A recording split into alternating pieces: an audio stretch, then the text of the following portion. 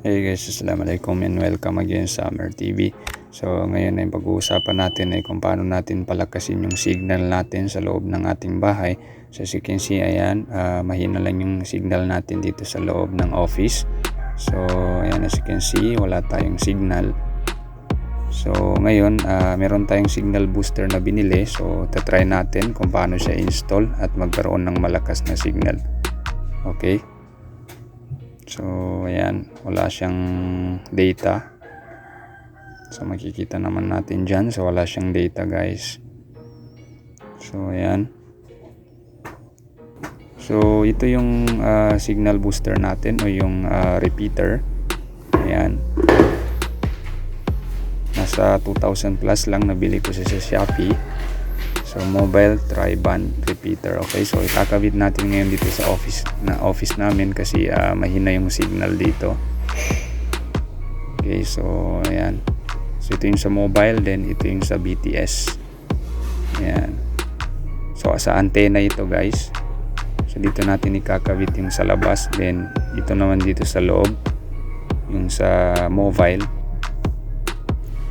Okay. So ito yung kakabit natin guys sa mobile. Itong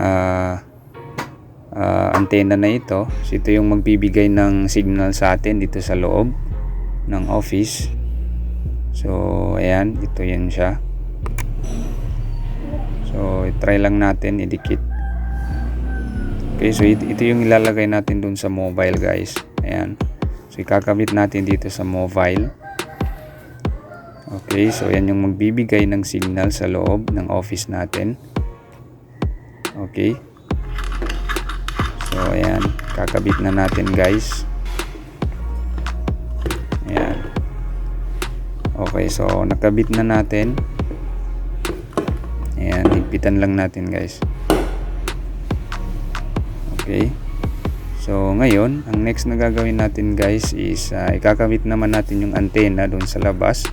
So ito yung ikakabit natin. Yan yung wire na galing sa labas, which is mas malakas yung signal kasi doon sa labas guys. Doon tayo kukuha ng signal.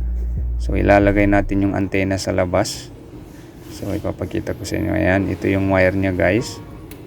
So ayan, nasa labas yan siya kasi malakas yung signal sa labas, pero sa loob kasi wala masyadong signal. Mahina talaga. So ayan. So nilabas ko siya guys. So ayan yung antena natin. Ayan.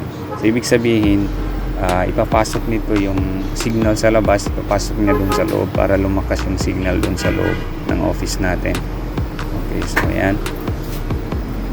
Okay. So ngayon, kakabit natin dito. So ayan, ikabit lang natin yan. Ayan. Okay. So papasok tayo, then ikakabit natin sa BTS. So yan yung sa labas, yung sa BTS. So ikakabit natin dito sa BTS. Okay. So yan, higpitan lang natin guys. Okay. So remember guys, yung sa BTS yan yung sa antena sa labas. Okay. So ngayon, ilalagay natin itong charger niya or yung power niya guys para magkaroon siya ng power. Yan yung isasaksak natin mamaya. Okay. So ayan. So okay na siya. So ngayon, isasaksak natin guys para magkaroon na ng signal sa loob ng office natin, para lumakas na yung signal natin. So ito try natin ngayon. Okay, so ayan.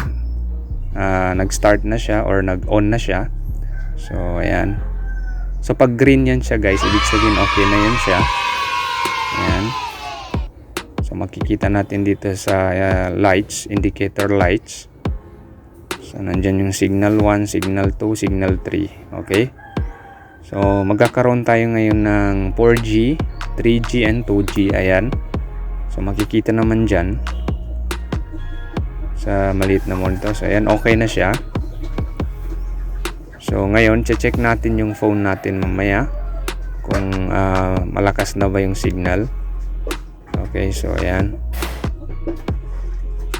Okay, so ayan, i-check na natin guys. So So as you can see, full na yung signal natin sa loob ng office. So kanina konti lang yung signal natin, so ngayon full na siya.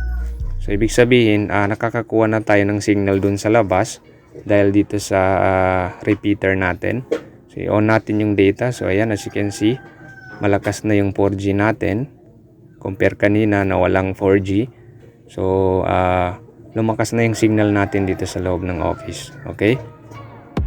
So I hope nakatulong ito sa inyo. Thanks for watching and don't forget to subscribe to Amar TV for the latest videos na aking i-upload. Sukran and wassalam.